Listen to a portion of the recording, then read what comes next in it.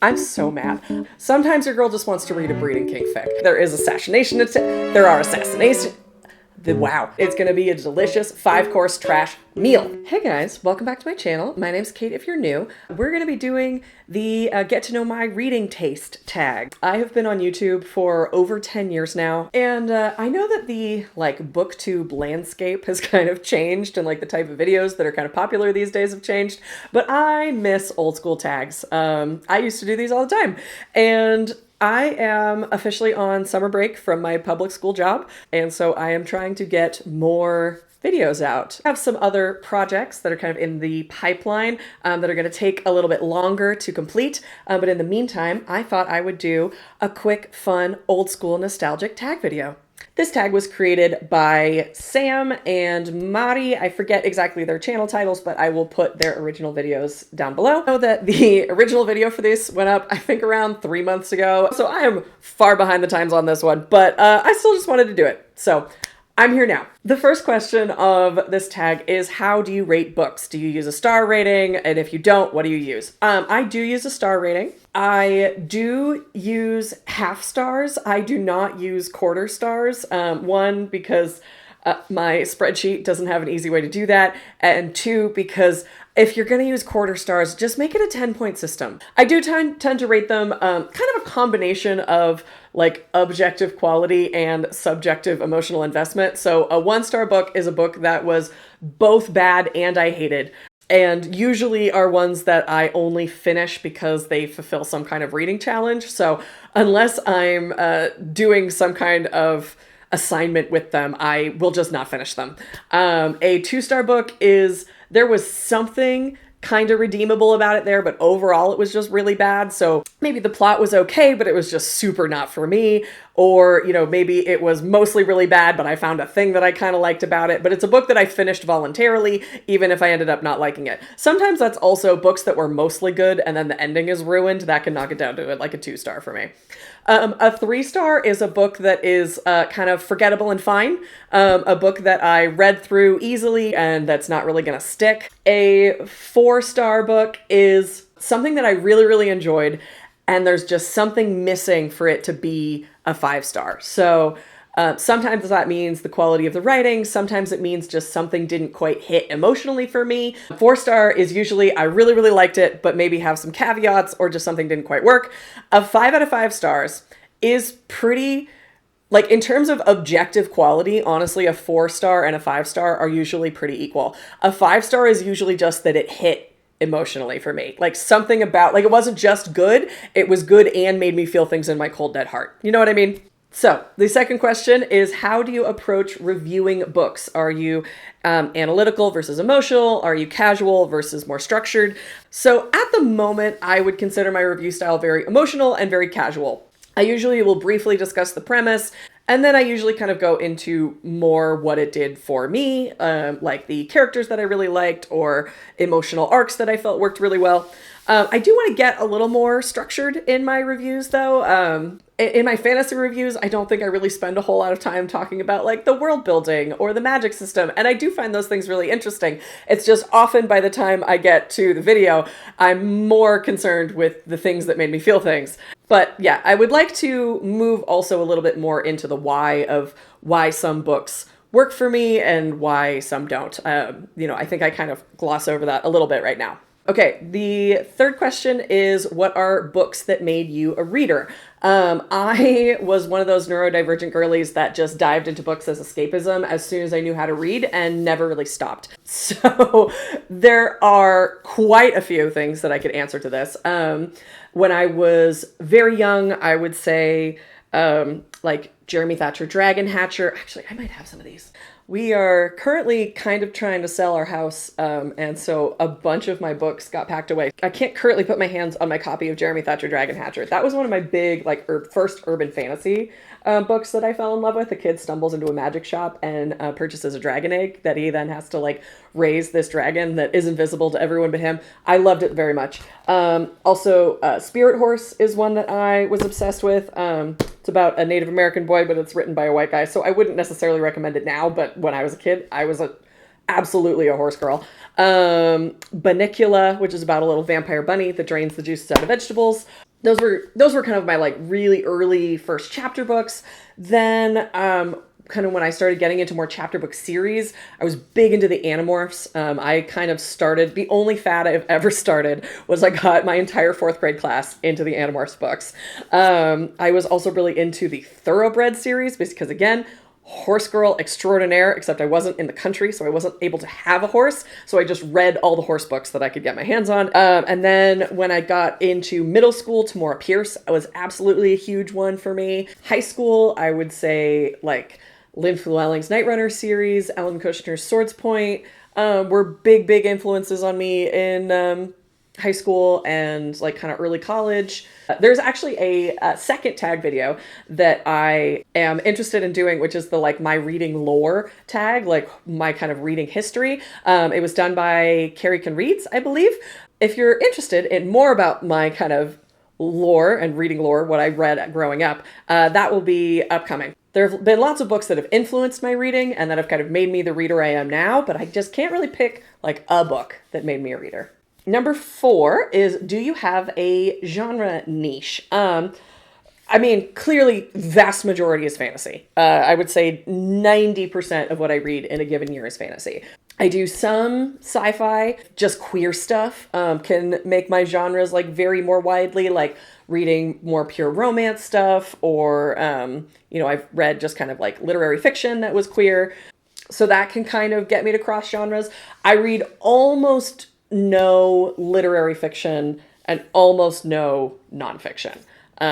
Some romance, but not a ton lately.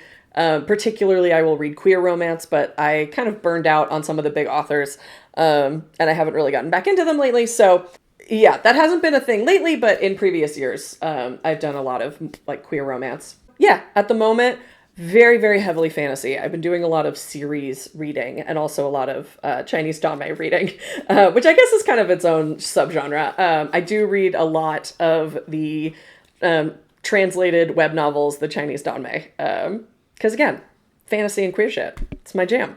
Question number 5. Do you prefer character-driven or plot-driven stories? As a classic bisexual, porque no los dos, I generally prefer a good balance. Like, I need to give a shit about the characters in order to care about the plot, but also I don't want to just sit around with characters with nothing happening.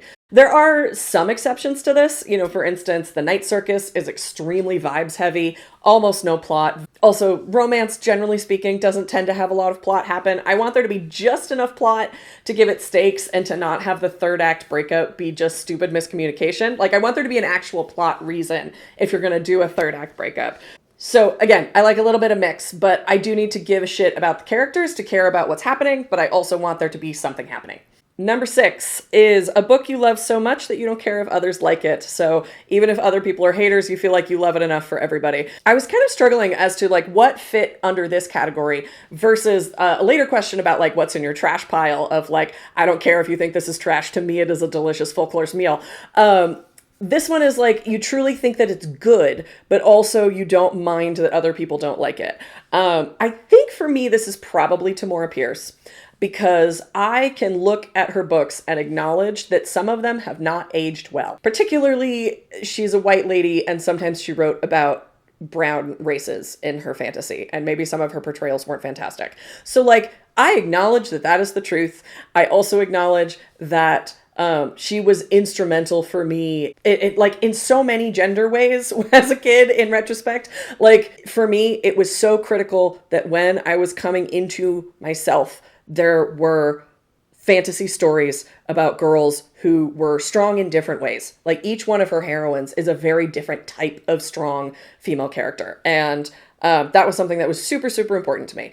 It was also like super important that you could be like a mix of feminine and masculine, like some of her characters are. They are allowed to exist in both spaces. And that was something that was super important to me. Also that like birth control is just extremely casually mentioned and taken care of in these books. Like, yeah, it was a big deal for me growing up. I acknowledge that some of them have not aged well. I think she was trying her best.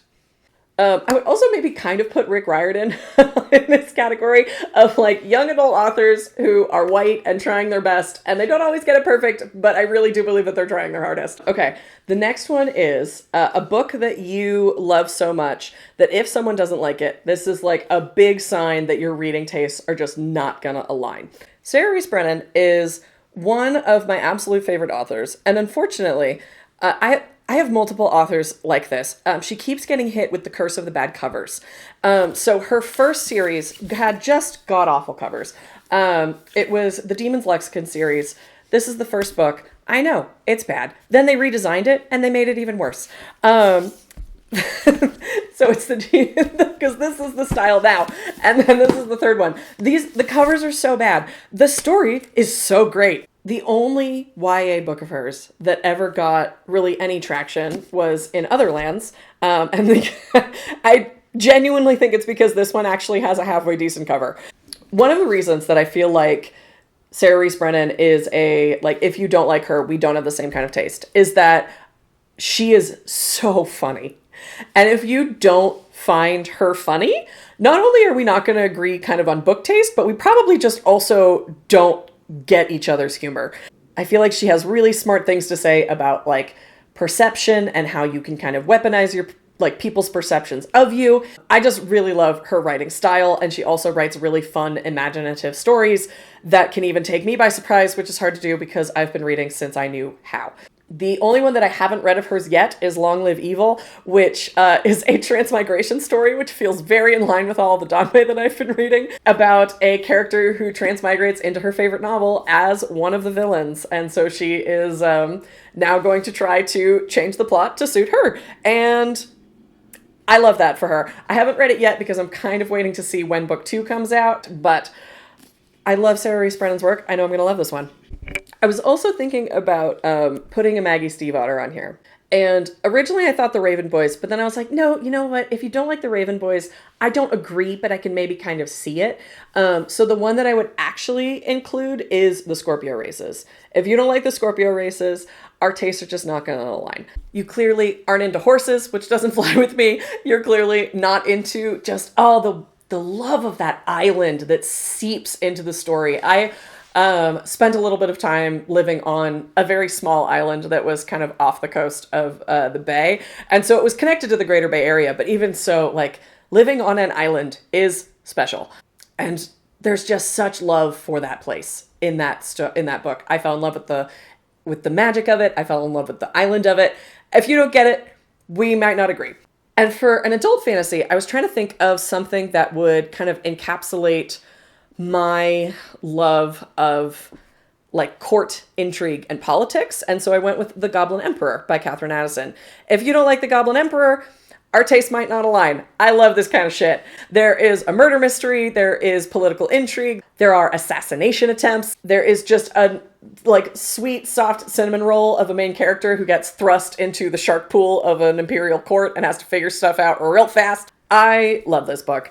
One of my friends could not get into it because she was just like, he's too male. And I was just like, yeah, that's fine. We can still be friends. But our reading tastes do not align. I already knew that, but thanks for the confirmation. So question number 8 is, what is in your trash pocket? Books that you know are trash, but you love them anyway. For me, I would say most of the Chinese Danmei that I have read falls into the trash pocket. Not all of it. Heavenly Official's Blessing, not in the trash pocket. That one is just a beautiful, wonderful romance about a god and his last follower. But you know what is in the trash pocket? The Husky and his White Cat Shizun. Arha. God, this is some horny trash. You know what else is in the trash pocket? The stupid fish Danmei. The Disabled Tyrant's Beloved Pet Fish. This is in my trash pocket. This is also in my trash pocket. These are two very different reasons to be in a trash pocket.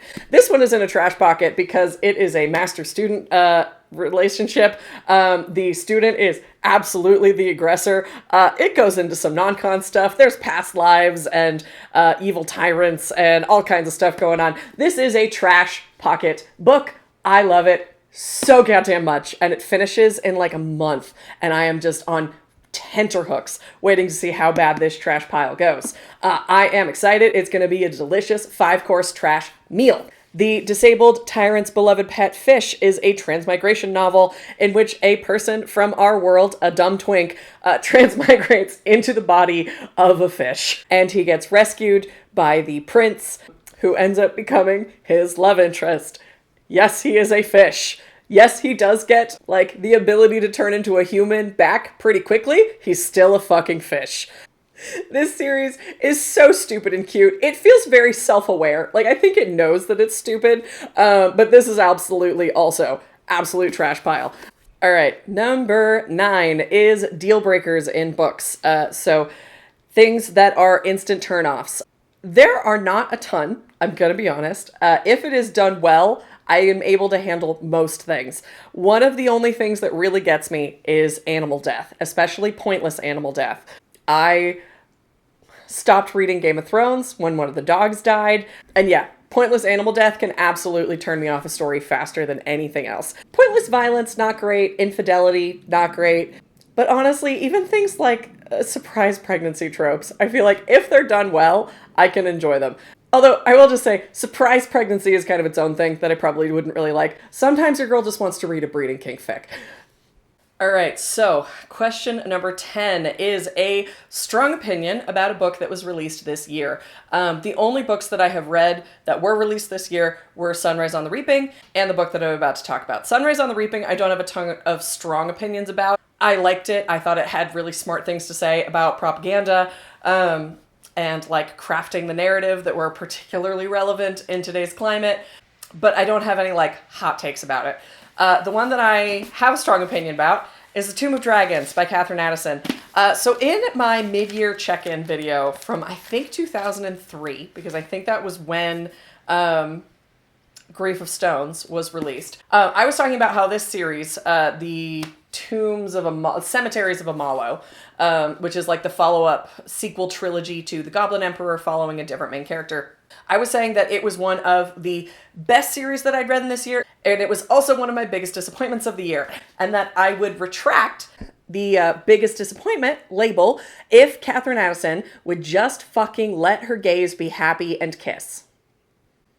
What the fuck was this? I'm so mad. I'm so mad about this book. The worst part about it is that I loved so much of this book.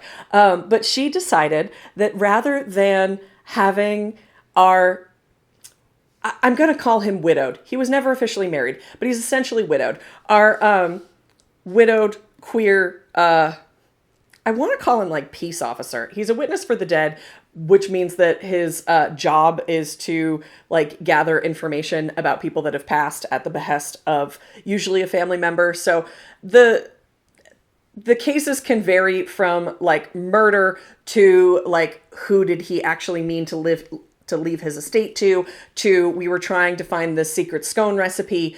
They vary wildly. But anyway, he has had this friend who works at the opera, who is extremely flamboyant, who's extremely into him, who was very aggressively courting him for 2 whole books. And I was like, okay, if they have to kiss in book 3, otherwise, what the fuck are you doing?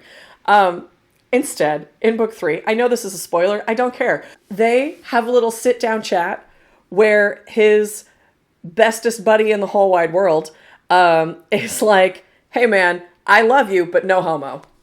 We're just besties. And also, I casually sleep with women at the opera, which has never been mentioned before. I was furious. And the reason that she did this is so that she could shoehorn in her like captain of the guard love interest that she does a just hard 90-degree left turn into. And I know that the reason, or at least this is what I'm guessing. I'm guessing that the reason that she did this is because she's realizing that if she's ever going to write more books about this character, he can't stay in Amalo. And Iana, his bestest buddy in the whole wide world at the opera, was never going to leave Amalo. So she needed a love interest that could leave with him. And so she went with the captain of the guard. If she had made the captain of the guard the love interest from the beginning, honestly, I would be fine with it. He seemed honestly pretty good. But like, because she does such a hard left into a brand new love interest in the 3rd book, by the end of book 3, they are not happy and have not kissed. They have considered maybe holding hands. Like, that's what he's thinking. He has the inkling, the thought of maybe I want to hold his hand. That's as far as we get. I wanted to scream. And what is also so infuriating is, again, I loved 90% of this book, 90% of this series. The examination of grief in this series is so raw and heavy and real, and Thala is older and has kind of that brittleness of being older and deeply wounded and sad, and it's such a wonderful peeling back of like allowing yourself to live again. I love this series. And also, what the fuck was that? I'm so mad. All right, 11. What do you look for in writing? Prose style, themes, voice structure, something else. I am a little bit of a magpie. I like a lot of different things. Generally, just it needs to be readable, but prose being a little bit elevated is a plus. I like writing that is a little bit smart. I don't like it to take itself too seriously. I do love when they're trying to be funny and they're actually funny. So in my experience, Sarah Reese Brennan, actually funny. Julia Quinn, trying to be funny, not actually quite smart enough to be actually funny. That's the like Bridgerton series. She keeps trying to have these characters that are really witty. And unfortunately, her own writing does not live up to the hype of her characters. Anyway, I also just, when I'm looking at themes, I do love fantasy stories that dive into divinity. When divinity is real and tangible, what that means, what the fall of divinity means. Also, queer stuff. Generally queer stuff. And language. Stuff that goes into language, like magic that involves language, plots that involve like linguists and translation. Love all that kind of stuff. All right, number 12. How do you decide what to read next? Are you a mood reader? Do you plan? Do you go by external factors like hype or arcs or things like that? I generally have a vague semblance of a plan with some heavy mood reading. What I tend to do is get a list of what I think is roughly accomplishable in a year that usually touches on a few different themes for sort of what I want to cover that year. So like if it's rereading and finishing series, I'll have a variety of those that I can kind of pick through as my mood goes, fluctuates throughout the year. I am kind of the opposite of a hype reader in the sense that if a book is getting a lot of hype, I am less likely to read it, unless I see that the hype is able to be sustained. So if a book absolutely blows up, I'm going to wait to see what happens. If it kind of fades away and no one ever talks about it again, it's not something I'm going to read. If a book keeps coming up as a good book, that's when I will be more interested in it. But yeah, I tend to be the opposite of a hype reader. And lately, honestly, I've been getting really into rereading, into discovering old series, into picking up series that I started that have now finished. So I'm not doing a lot of new releases. As I said this year, the only ones I read were Sunrise on the Reaping and The Tomb of Dragons, both of which were additions to series that I had read the rest of. Number 13 is, where do you get your inspiration for booktube content? Is it mostly from other creators? Is it trends? Is it personal experience? I'm going to say heavily on other content creators. I am very interested in making one of those I read blank series so you don't have to style videos. I've seen a few of them and I've really enjoyed them, both for series that I have read and for series that I haven't. And so I have plans for one of those coming up. But yeah, mostly other creators and then just kind of my personal experience, like I do some vlog style videos. Although I do also kind of like take tips in editing from other videos. I've been doing a lot of booktube content lately because I've been really trying to get off of TikTok. I was realizing I put some really heavy time limits on TikTok and on Instagram on my phone. And suddenly when I wasn't able to scroll on apps for multiple hours in a day, I was reading a lot more. Crazy. So I have actually been watching more like long form booktube content and it's been giving me some ideas. So we'll see what happens.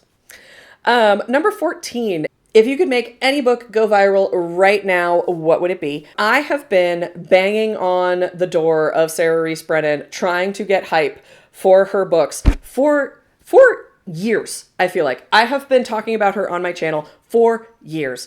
Please read Sarah Reese Brennan. If one book, but if I could pick a series, I would pick The Demon's Lexicon.